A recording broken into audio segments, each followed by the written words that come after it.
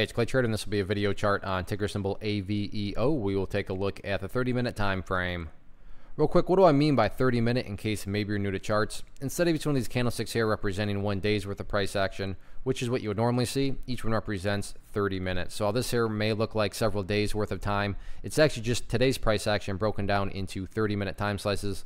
I like to this time frame. I think it does a good job of telling the quote-unquote story of the price. And in this situation, makes mapping out a very logical question quite straightforward. And that question revolves around the fact that today was a very solid move. I think everybody would agree that when you consider where the price was compared to where it closed, that all in all, the bulls had a very, very healthy day, throughout really the course of the day. But that does lead to the very valid and logical question, but is there any sort of true power behind this price movement? Is there any sort of genuine strength, or is this just some sort of knee-jerk reaction, dead cat bounce type move? I have no idea, but like I said, by using charts, we can make answering that question very straightforward. And in my mind, it all revolves around a single point, and that point is down here at the $2.45 mark. Why is $2.45 so important? Well, hopefully we can all agree on the logic that price movements with genuine power, with true strength, the price is going to progress forward. The price is not going to go back to where it was.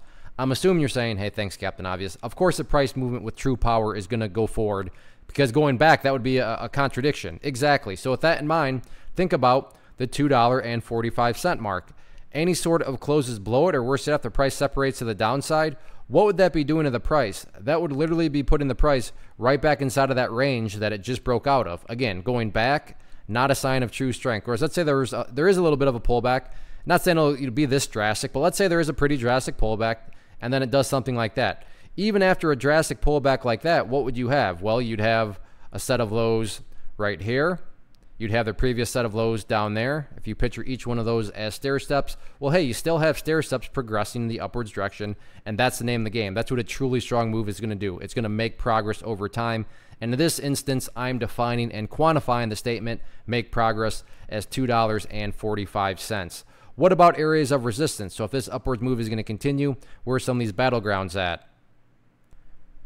As things stand right now, key level that stands out to me right up there at $2.70. So the price got near there a couple of times today, but $2.70, public enemy number one going into tomorrow. No doubt about it, though, very nice move on the bulls' part. So things now transition to the question of, can the bulls build upon this momentum going forward? We shall see. One of the biggest questions that I get is, hey Clay, how do you find the stocks that you trade? So what I've done is put together a free resource guide where I talk about the tools that I use to locate stocks that I find interesting and think may have potential. So if that sounds like something that could add value to you as a trader, then click on the image that is up on the screen right now, and I will email you the guide. The guide itself is very short and to the point, and best part, it's completely free. Thanks for watching the video. Let me know if you have any questions.